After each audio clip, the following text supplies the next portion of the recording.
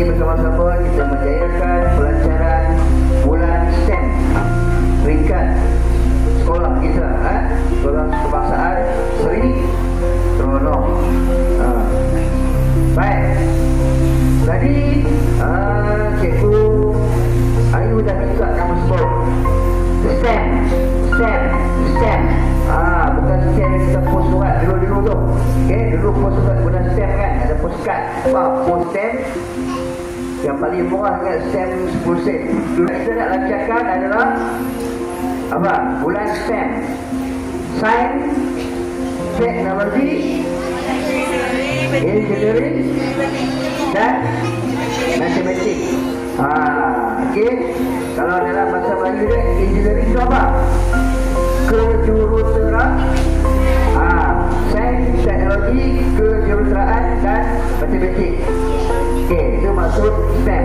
Okey, dia ambil bahasa Inggeris STEM. Baik. Kita